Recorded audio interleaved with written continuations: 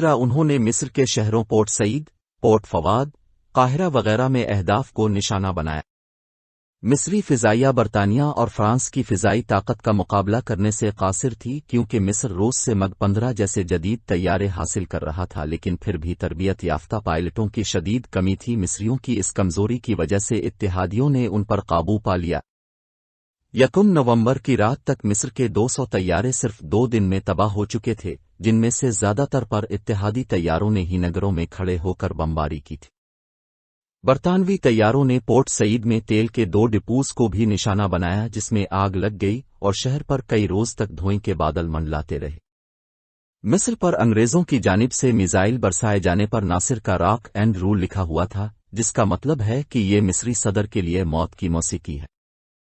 اتحادی طیاروں نے جنگ کے آغاز میں مصر کے اہم ہتھیار فضائیہ کو ناکارہ بنا دیا۔ صحرائے سینا میں اسرائیل سے لڑنے والے مصری فوجی اپنے طیاروں کی حمایت کھو چکے تھے۔ اسرائیل کو اپنی فضائیہ کے ساتھ ساتھ برطانوی اور فرانسیسی طیاروں کی مدد بھی مل رہی تھی، جس کی وجہ سے صحرائے سینا میں مصری ٹینک فورسز کو بھاری نقصان اٹھانا پڑا۔ اتحادی طیاروں اور اسرائیلی ٹینکوں کی جانب سے زمین پر بمباری نے ان کا راستہ روک دیا اور ان سب نے مصری افواج کو نہر سوئز کی طرف پیچھے دھکیل دیا۔ 3 نومبر تک اسرائیلیوں نے العریش، غزہ کی پٹی، مطلع پاس اور راس النقب پر قبضہ کر لیا۔ غزہ کے ساحل پر مصری محافظوں نے اسرائیلیوں سے مقابلہ کیا، لیکن وہ ناکام رہے کہ ان کے بہت سے فوجی مارے گئے اور دیگر کو گرفتار کر لیا گیا۔ یہ بھی اطلاعات تھیں کہ غزہ کے جنوب میں یہودی افواج نے خان یونس اور دیگر علاقوں جیسے زمینی اور فضائی جنگ میں فلسطینیوں کا قتل عام کیا ہے۔ مصر کو بحری جنگ میں بھی نقصان اٹھانا پڑا۔ ایک مصری جہاز ابراہیم اول نے اسرائیلی بندرگاہ حیفا پر حملہ کیا، جس کا سامنا ایک فرانسیسی جہاز سے ہوا۔ بندرگاہ کچھ دیر دشمن پر فائرنگ کرنے کے بعد یہ جہاز پیچھے ہٹ گیا۔ تاہم 2 اسرائیلی جنگی جہازوں نے پیچھا کیا اور اس کے عملے کو ہتھیار ڈالنے پر مجبور کیا۔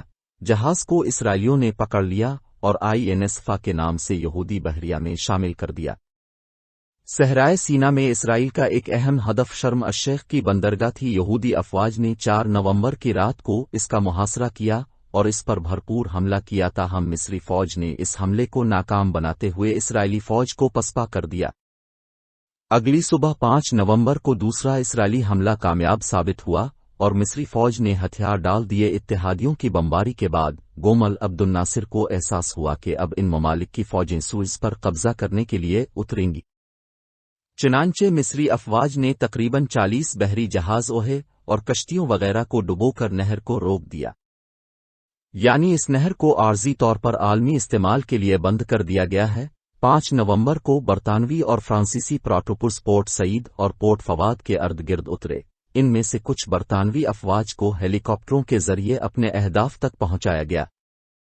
یہ پہلا موقع تھا جب برطانوی فوج اپنے فوجیوں کو میدان جنگ میں اتار رہی تھی، اور برطانوی اور فرانسیسی افواج نے مصر میں ہوائی اڈوں اور اہم فوجی پوزیشنوں پر قبضہ کر لیا تھا، جس کے بعد یہ افواج ان دونوں شہروں کی طرف پیش قدمی کر رہی تھیں۔ 6 نومبر کو برطانوی اور فرانسیسی افواج کشتیوں کے ذریعے ان شہروں میں اتریں۔ ان افواج کے ساتھ جنگی ٹینک اور بختر بند گاڑیاں بھی تھیں۔ پراٹوپرس کے ساتھ انہوں نے دونوں شہروں پر بڑے پیمانے پر حملہ کیا۔ مصری افواج دونوں شہروں کا دفاع کرنے کے لیے بہت کم تھیں اور ان کے پاس ناکافی ہتھیار بھی تھے، خاص طور پر ٹینک تقریباً نہ ہونے کے برابر تھے، اور ٹینکوں کا مقابلہ کرنے کے لیے درکار ہتھیار بھی ناکافی تھے۔ مصری صدر جمال عبد الناصر نے اسے عوامی جنگ قرار دیا۔ مصری فوجیوں کو یونیفارم کے بجائے سادہ کپڑوں میں لڑنے کی ہدایت کی گئی تاکہ دنیا جان سکے کہ تمام مصری دفاع میں متحد ہیں۔ لہذا اتحادی افواج جو پورٹ سعید اور پورٹ فواد میں داخل ہوئی تھیں اور انہیں سڑکوں پر مزاحمت کا سامنا کرنا پڑا۔ مصری فوج اور عوام اتحادیوں سے لڑ رہے تھے لیکن وہ جیت نہیں رہے تھے۔ جلد ہی فوجیوں کے ساتھ کم از کم 1000 شہری بھی مارے گئے، متعدد عمارتوں کو بھی تباہ کر دیا گیا۔ 6 نومبر کی شام تک برطانوی اور فرانسیسی افواج نے ان شہروں پر قبضہ کر لیا۔ اب انہوں نے نہر سوئز کے دونوں جانب پیش قدمی شروع کر دی۔ اس دوران اقوام متحدہ کی سلامتی کونسل میں جنگ بندی کے لیے قراردادیں پیش کی گئیں، لیکن ان دونوں ممالک نے قراردادوں کو ویٹو بھی کر دیا۔ دیوار پر مصر کی مکمل شکست لکھی ہوئی تھی، لیکن اس نقطے پر برطانیہ اور فرانس سے بڑی دو طاقتوں نے مداخلت کی۔ یہ طاقتیں سوویت روس اور ریاستہائے متحدہ امریکہ تھیں۔ سوویت رہنما اور مصر کے دوست خروشیف نے برطانیہ اور فرانس کو دھمکی دی کہ اگر انہوں نے مصر سے اپنی فوجیں نہیں نکالیں تو وہ لندن اور پیرس پر ایٹمی حملہ کریں گے۔ ریڈیو ماسکو نے مصری حکومت کی جانب سے رضاکاروں کو بھیجنے کی اپیل نشر کی، جس کے بعد ریزرو سوویت افسران کی ایک بڑی تعداد نے مصری سفارت خانے کو درخواست دی کہ وہ مصر جانے کے لیے تیار نہیں، لیکن برطانیہ اور فرانس کا اتحادی امریکہ بھی صورتحال پر گہری نظر رکھے ہوئے تھا۔ امریکہ نے سوویت روس کو متنبع کیا کہ جوہری حملے کا خطرہ معاملات کو مزید خراب کر دے گا، لہٰذا اس سے اجتناب کرنا چاہیے، بلکہ روس کو اس معاملے میں مداخلت سے گریز کرنا چاہیے، یعنی رضاکاروں اور دوسروں کو بھیجنے کی کوشش نہیں کرنی چاہیے۔ تاہم اس انتباہ کے بعد امریکہ نے بھی برطانیہ اور فرانس پر سخت رد عمل کا اظہار کیا تھا۔ امریکی صدر ایزن ہاور اس بات پر بہت ناراض تھے کہ ان دونوں ممالک نے اس جنگ میں امریکہ کو اعتماد میں نہیں لیا۔ امریکی صدر نے ٹیلی ویژن پر اپنے خطاب میں برہمی کا اظہار کرتے ہوئے کہا کہ امریکہ سے نہ تو مشاورت کی گئی اور نہ ہی پیشگی آگاہ کیا گیا، ہم بین الاقوامی تنازعات کے حل کے لیے طاقت کے استعمال کو قبول نہیں کرتے۔ اس کے بعد امریکہ نے برطانیہ، فرانس اور اسرائیل پر اقتصادی پابندیاں عائد کرنے کی دھمکی دی۔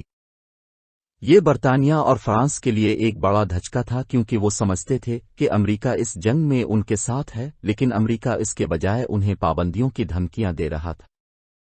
برطانیہ کو مالی بحران سے نکلنے کے لیے IMF سے قرض کی اشد ضرورت تھی، اور یہ قرض صرف امریکی مدد سے ہی حاصل کیا جا سکتا تھا۔